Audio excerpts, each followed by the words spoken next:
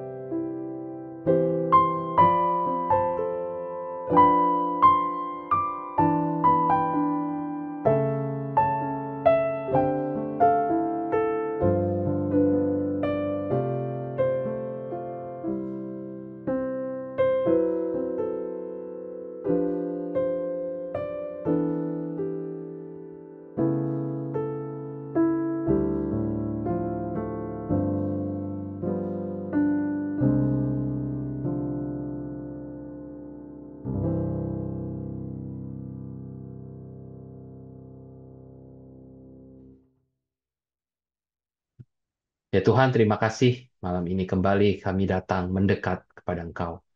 Biarlah kami mengalami kekuatan di dalam waktu-waktu berdiam dan tenang di hadapan. Terima kasih ya Tuhan. Hanya di dalam nama Tuhan Yesus kami berdoa. Amin. Shalom, selamat malam Bapak Ibu Saudara yang kasih Tuhan. Senang bisa berjumpa kembali dengan Bapak Ibu sekalian lewat momen oase ini. Mari saya mengajak kita bersama-sama membaca firman Tuhan yang akan diambil dari kitab Amsal. Saya ingin mengajak kita membaca dua bagian dari kitab Amsal ini. Yang pertama Amsal 1 ayat yang ke-7. Amsal 1 ayat ke-7 saya bacakan bagi kita sekalian. Takut akan Tuhan adalah permulaan pengetahuan, tetapi orang bodoh menghina hikmat dan didikan. Satu bagian firman Tuhan lagi diambil dari Amsal 9 ayat yang ke-10. Amsal yang ke-9 ayat yang ke-10. Permulaan hikmat adalah takut akan Tuhan, dan mengenal Yang Maha Kudus adalah pengertian. Bapak Ibu Saudara yang kasih Tuhan, saya yakin Bapak Ibu di rumah punya komputer ya, atau punya komputer, tab, atau laptop dan yang lainnya. Apakah Bapak Ibu ada pakai program antivirus? Nah, kalau Bapak Ibu pernah pakai program antivirus, mungkin Bapak Ibu pernah dengar yang namanya McAfee, ya. Bapak Ibu, sebenarnya sejarah di balik McAfee ini sangat menarik. John McAfee ini adalah yang menciptakan software ini adalah seorang yang sangat pintar. Bahkan dikatakan dia adalah seorang pioneer di bidang teknologi ini. Dia pernah bekerja sebagai programmer di NASA atau juga di Xerox dan juga di tempat lainnya sebelum kemudian akhirnya dia mendirikan McAfee Associates di tahun 1987. Dia juga dikatakan sebagai seorang yang visioner. Kenapa? Karena waktu itu dia menyadari bahayanya virus di dalam komputer sehingga kemudian dia memformulasikan program antivirus itu atau software antivirus itu. McAfee dikatakan adalah first commercial antivirus software. Jadi software antivirus komersial yang pertama yang didirikan oleh McAfee ini dan kemudian menjadi sangat sukses besar. Google mengatakan waktu dia menjual asetnya ini itu bernilai sekitar lebih dari 100 juta US dollar. Nah, saudara-saudara, McAfee ini seorang yang pintar. Dia berhasil menemukan sesuatu dan perusahaannya juga kemudian jadi sangat sukses. Tetapi saudara-saudara tahu bagaimana apa yang terjadi ketika setelah dia jadi orang yang sesukses demikian. Nah, kemudian sejarah mencatat bagaimana dia kemudian melarikan diri, tinggal bukan lagi di Amerika Serikat, tapi dia tinggal di satu tempat, di satu negara namanya Belize. Dan kemudian dia mengurung dirinya dengan sedemikian banyak bodyguard dan juga begitu banyak senjata. Dan kemudian menariknya di sekitar tahun 2008 atau 2012 dia dikenai tuduhan pembunuhan terhadap tetangganya. Menariknya Bapak Ibu, bukan hanya dituduh membunuh, dia kemudian melarikan diri ke negara-negara lain sampai hampir dideportasi di Guatemala. Kemudian dia pura-pura kena serangan jantung dan kemudian dia pulang dan singkat cerita dia akhirnya mati di dalam penjara di Spanyol. Saudara-saudara, ini satu cerita yang sangat menarik. Dia memulai karirnya dengan sangat baik dan dia kemudian menemukan sesuatu yang membuktikan kepintarannya yang membawa dia sukses. Tetapi akhir kehidupannya sangat konyol atau sangat, mungkin kita akan bilang sayang banget. Orang pintar begitu ya. Tapi mati di dalam penjara, dalam kondisi yang tidak baik.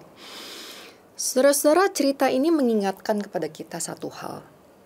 Bahwa kepintaran itu tidak cukup. Kepintaran saja itu tidak menjamin kebahagiaan atau kesuksesan. Kepintaran itu perlu diimbangi dengan kebijaksanaan. Ada pintar, ada bijaksana. Nah, saudara-saudara, kepintaran dan kebijaksanaan ini yang tadi kita baca di dalam Amsal itu sama-sama terkait dengan satu hal. Apa itu tadi? Takut akan Tuhan. Saya bacakan sekali lagi. Takut akan Tuhan adalah permulaan pengetahuan. Pengetahuan yang seringkali kita kaitkan dengan kepintaran. Dan di dalam Amsal 9 dikatakan permulaan hikmat atau kebijaksanaan adalah takut akan Tuhan. Nah, Bapak Ibu Saudara yang kasih Tuhan, frase takut akan Tuhan ini identik dengan kitab Amsal. Di dalam kitab Amsal ini sedikitnya ada 16 kali pengulangan frasa takut akan Tuhan. Dan di dalam Amsal 1-9 ini sendiri sedikitnya ada 6 kali. Kalau Bapak Ibu memperhatikan kitab Amsal, maka Bapak Ibu akan melihat bahwa Amsal 1-9 ini agak sedikit berbeda dengan Amsal 10-31. Amsal 10-31 itu biasanya sifatnya saran-saran praktis, belajarlah dari semut, jangan makan sembarangan, atau jangan yang lainnya, saran-saran praktis. Tetapi 1-9, Amsal 1-9 adalah satu kesatuan. Satu kesatuan yang seperti sifatnya itu seperti seorang orang tua atau seseorang yang bijaksana memberikan wejangan. Nah, makanya kalau Bapak Ibu baca, nanti seringkali ada begini, hai anakku, hai anak laki-laki, hai anakku, dengarkanlah. Jadi seperti sifatnya ada wejangan. Nah, saudara-saudara, jadi kalau di dalam 9 pasal yang sifatnya wejangan dari orang tua kepada seorang anak muda, itu di dalamnya ada 6 kali pengulangan frasa takut akan Tuhan, maka itu menunjukkan bahwa frase takut akan Tuhan ini adalah satu dasar yang penting. Sama kan, seperti kita sebagai orang tua, kalau kita kasih pesan ke anak itu biasa berwanti-wanti ya kan. Harus begini, ingat ya, jangan begini, diulang-ulang. Nah, jadi di sini ada satu pengulangan 6 kali di dalam 9 pasal ini, yaitu takutlah akan Tuhan. Dan kemudian itu ditempatkan di pasal pertama dan ditempatkan di pasal 9, yaitu di awal dan di akhir. Menariknya lagi, dua-duanya. Yang satu dikaitkan dengan pengetahuan, yang satu dikaitkan dengan kebijaksanaan. Ini sangat menarik dan sangat menarik kita untuk mengingatkan kita untuk belajar Jadi apa itu takut akan Tuhan? Kenapa sedemikian penting sampai harus terus diulangi? Dan kenapa, apa rahasianya sampai itu dikaitkan dengan pengetahuan atau kepintaran dan kebijaksanaan? Oleh karena itu Bapak Ibu Saudara yang kasih Tuhan, mari coba kita lihat frase ini, takut akan Tuhan. Yang pertama yang perlu kita pahami adalah apa itu takut. Takut seperti apa yang dimaksud di sini? Saudara-saudara, C.S. Lewis berkata sedikitnya ada 3 tipe takut. Yang pertama adalah takut yang rasional. Misalnya ketika ada kebakaran di tetangga, kita takut rumah kita kena, sehingga kita kemudian mulai mengosongkan diri dan mulai evakuasi. Itu ketakutan yang rasional. Memang wajar, memang harus takut. Kalau nggak takut, kita tunggu ongkang kaki, ya kita kena kebakaran, betul kan? Jadi ini adalah ketakutan yang rasional. Atau misalkan kalau seperti beberapa waktu yang lalu, ada terjadi kerusuhan, kita takut, kita khawatir, sehingga membuat kita berjaga-jaga, itu sesuatu yang rasional. Itu ketakutan rasional. Nah, pada saat yang kedua, ada juga ketakutan yang irasional. Ketakutan yang mematikan. Karena saking ketakutannya, dia bukannya memproteksi diri, tapi dia mengurung diri. Nah, ini bahasanya bisa seringkali disebut dengan anxiety, kecemasan tingkat tinggi, atau overthinking, atau fobia, dan yang lainnya. Satu ketakutan yang mematikan. Satu ketakutan, misalnya ada yang saking takutnya kecelakaan, sehingga setiap kali mau naik kendaraan, entah itu mobil atau pesawat, itu keringet dingin, dan bahkan sampai tidak berani naik itu. Nah, itu ketakutan yang irasional. Nah, saudara-saudara, apakah 2 ketakutan ini yang dimaksud di dalam frasa takut akan Tuhan? Bukan ketakutan yang rasional, bukan juga ketakutan yang irasional. Tetapi ketakutan yang ketiga yang dimaksudkan di sini, yaitu ketakutan yang berdasarkan pada rasa hormat. Yaitu ketakutan yang didasarkan pada respek kepada pihak yang kita takuti itu. Nah, saudara-saudara, misalnya mungkin penggambaran sederhananya, kalau kita dipanggil Pak Menteri, Pak Presiden, atau dipanggil gembala sidang aja misalnya, atau ketua sinode. Kita pasti ada rasa, waduh kenapa nih dipanggil? Ada rasa satu ketakutan, tetapi yang menolong kita untuk datang dengan hormat. Bukan datang dengan takut, tapi datang dengan hormat, ya kan? Nah, jadi di sini takut akan Tuhan ini mengajak kita untuk bukan ketakutan yang rasional sehingga membuat kita melakukan sesuatu, bukan juga ketakutan yang rasional yang mematikan, tetapi ketakutan yang didasari pada respek, rasa hormat kepada Tuhan.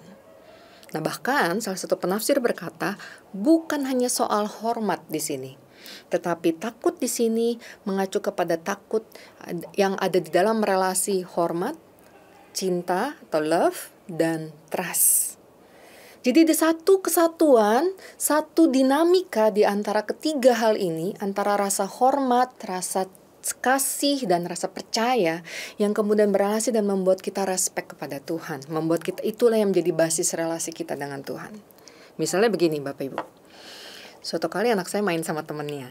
Nah, mereka main sepak bola begitu ya. Kan ada segitiga yang seperti pengaman kalau dibuat di mobil begitu. Nah, ketika mereka nggak sengaja main itu, salah satu soccer cone ini tuh ketendang dan pecah oleh temannya anak saya. Nah, temannya anak saya langsung ketakutan. Entah itu rasional atau tidak rasional, langsung waduh, wah jangan kasih tahu mama kamu ya, dia bilang gitu. Terus dia nggak berani ketemu saya. Nah, sedangkan anak saya bilang nggak apa-apa. Kemudian anak saya datang, "Mah, sorry ya," dia bilang.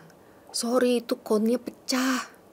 Nah, saudara-saudara, kalimat sorry ini menunjukkan ada satu rasa takut kan, nggak enak hati nih, maksudnya waduh ada yang pecah, waduh this is a trouble gitu, ada masalah. Tapi dia tetap datang dan dia tahu bahwa dia pasti akan diampuni. "Mami sorry ya, tapi tadi nggak sengaja." Saudara-saudara lihat ya, beda ketakutan antara temannya anak saya dengan anak saya. Yang satu benar-benar hanya ketakutan, tetapi yang satu datang dengan kejujuran, karena walaupun dia salah, dia yakin tetap ada kasih dan percaya akan ada pengampunan diberikan. Nah, ketakutan seperti inilah, ketakutan yang dinamis di antara rasa hormat, di antara kasih dan trust, yang dimaksudkan ketika Amsal berkata takut akan Tuhan. Nah, takut ini, takut kepada siapa? Takut kepada Tuhan. Tuhan yang mana? Saudara-saudara, walaupun kata Tuhan ini sesuatu yang sangat familiar di dalam kekristenan, tapi kita perlu mengingatkan diri kita siapa Tuhan yang dimaksud di sini. Ini adalah Tuhan Sang Pencipta langit dan bumi. Tuhan yang juga bukan hanya menciptakan, tapi Tuhan juga yang datang untuk menebus kita dari dosa kita. Dan Tuhan yang akan menjemput kita kembali ketika Dia datang kedua kalinya nanti. Ini adalah Tuhan Alfa dan Omega, Tuhan Allah Tritunggal. Dan kepada Tuhan yang demikianlah kita diajak oleh Amsal untuk takut akan Dia. Kepada Tuhan pencipta langit dan bumi inilah kita diajak untuk hormat di dalam kasih dan kepercayaan kita kepada Tuhan. Nah, saudara-saudara, relasi seperti inilah relasi yang diseimbang di antara hormat, kasih, dan percaya kepada Allah pencipta langit dan bumi yang begitu mengasihi kita. Rasa relasi inilah yang menjadi permulaan dari pengetahuan dan kebijaksanaan. Nah, saudara-saudara, satu kata lagi yang mungkin kita perlu pahami adalah tentang permulaan. Permulaan di sini bukan hanya mengacu kepada titik start, bahwa ya dimulai dengan takut akan Tuhan. Makanya anak-anak harus belajar tentang Tuhan. Makanya anak-anak harus berdoa dulu sebelum belajar. Habis itu mau ngapain aja terserah. Yang penting dimulai dengan Tuhan. Tidak, saudara-saudara. Permulaan atau beginning di sini tidak mengacu hanya kepada titik start, tetapi mengacu kepada permulaan, yaitu pondasi. Nah, saudara-saudara, kan kalau kita mau membangun sesuatu tuh permulaannya harus dari pondasi kan. Nah, setelah kita bangun pondasinya secure, baru kemudian kita bangun yang lainnya. Nah, begitu juga yang dimaksud di sini, permulaan pengetahuan bukan hanya berarti kalau mau dapat pengetahuan harus belajar tentang Tuhan dulu. Kalau mau belajar di hikmat harus belajar tentang Tuhan dulu. Itu betul. Tapi kemudian Tuhan yang dilupakan, bukan itu maksudnya. Tapi bagaimana permulaan itu menjadi pondasi, menjadi kacamata kita dalam belajar, dalam mendapatkan hikmat. Jadi permulaan adalah peletakan pondasi tentang relasi kita dengan Tuhan, dan itu yang menjadi pondasi kita di dalam belajar, di dalam memperoleh hikmat. Saudara-saudara yang dikasih Tuhan, takut akan Tuhan, satu relasi yang dinamis dengan Tuhan Sang Pencipta, itu menjadi permulaan, menjadi pondasi dari semua proses pembelajaran, proses pemerolehan pengetahuan, dan juga proses untuk mendapatkan hikmat. Kenapa? Karena ketika kita takut akan Tuhan, kita mengingatkan diri kita bahwa ada Tuhan, Sang Pencipta. Bahwa ada Tuhan, Sang Pencipta, yang in control, bukan kita. Takut akan Tuhan mengingatkan kita bahwa ada satu pribadi yang lebih besar dari kita, yang lebih luar biasa daripada kita, yang kepadanya kita perlu hormat. Bukan hanya harus hormat karena dia lebih besar, tapi juga karena dia telah mengorbankan segala sesuatunya untuk kita, untuk menyelamatkan kita, dan akan menjemput kita nanti. Sehingga takut akan Tuhan mengingatkan kita akan pribadi ini, termasuk mengingatkan kita bahwa kita ini hanya ciptaan. Kita bukan pemegang kontrol akan dunia dan hidup ini, pengatur segala sesuatunya, tidak. Tetapi takut akan Tuhan mengingatkan bahwa Sang pribadi itulah yang memegang kontrol dan mengatur segala sesuatunya. Dan ketika kita takut akan Dia, kita diingatkan akan pribadi ini, yang kita diingatkan untuk menjadi rendah hati, untuk tunduk kepada Dia. Dan kenapa takut akan Tuhan ini juga menjadi dasar, fondasi dari pengetahuan? Karena ini mengingatkan kita bahwa segala yang bisa kita tahu tentang dunia, entah itu sains, matematik, bahkan hikmat, kebijaksanaan pengatur kehidupan, dan yang lainnya, itu semua adalah pemberian Tuhan Sang Pencipta kepada kita manusia. Kalau sampai ada seseorang yang berhasil menemukan sesuatu, itu adalah pemberian Tuhan, penyataan Tuhan kepadanya. Sehingga ini sekali lagi mengingatkan kita untuk rendah hati dan takluk kepada Sang Pencipta. Kita tidak bisa bersombong karena merasa saya menemukan, saya menciptakan. Tetapi sekali lagi kita ingat bahwa itu pun dari Tuhan, Sang Pencipta langit dan bumi. Dan takut akan Tuhan ini juga menjadi pondasi. Karena inilah yang memberikan kita damai, memberikan kita ketenangan, menjadi jawaban untuk segala anxiety dan kecemasan kita. Karena Tuhan, Sang Pencipta ini, Tuhan yang menyatakan dan membukakan pengetahuan ini, Tuhan itu juga yang menjaga kita. Tuhan itu juga yang tidak akan pernah meninggalkan kita. Itu sebabnya kita bisa tenang dan bisa damai di dalam Dia. Oleh karena itu Bapak Ibu Saudara yang kasih Tuhan, penting sekali untuk kita terus ingat 3 kata sederhana ini. Takut akan Tuhan. Dan inilah yang menjadi permulaan dan pondasi dari semua pengetahuan, kepintaran atau kebijaksanaan. Karena di dalam takut akan Tuhan, relasi yang dinamis di antara hormat, kasih dan percaya kepada Tuhan Sang Pencipta mengingatkan akan diri kita siapa kita, bahwa kita hanyalah ciptaan. Mengingatkan kepada kita bahwa pengetahuan ini pun adalah pernyataan Tuhan, dan mengingatkan kita bahwa kita bisa tenang di dalam Dia. Mari kita berdoa.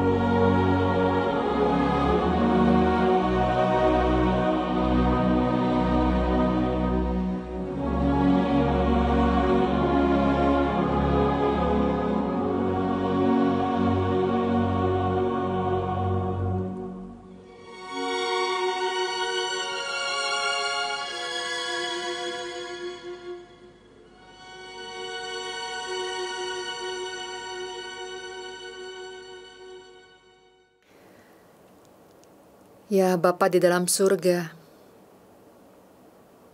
kami bersyukur karena Engkau mengingatkan kami sekali lagi hari ini, bahwa di tengah segala kekhawatiran, kecemasan, ketakutan kami, biarlah yang kami cari bukan informasi yang lebih, pengetahuan yang lebih,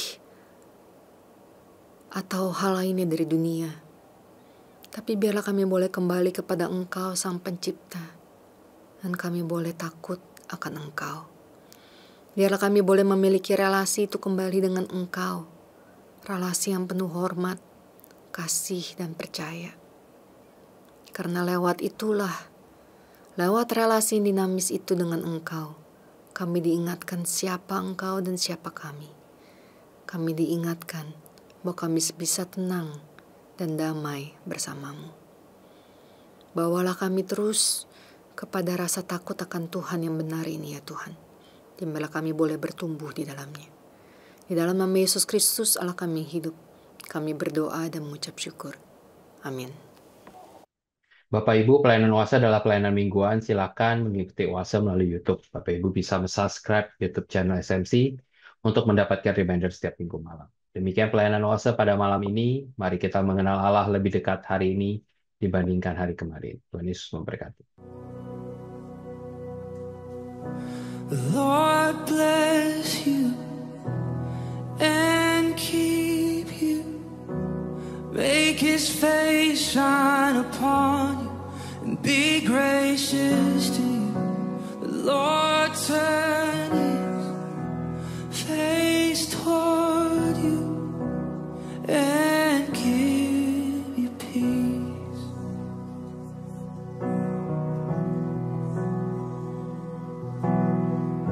The Lord bless you and keep you. Make His face shine upon you and be gracious to you. The Lord turn His face toward you and give you peace.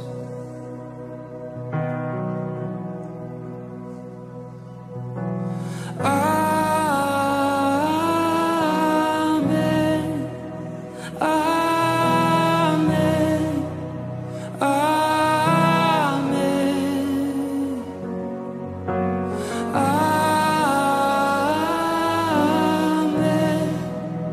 Amen. Amen. The Lord bless you and keep you. Make His face shine upon you and be gracious to you. The Lord turn His face toward you and give you peace. As we receive, we agree.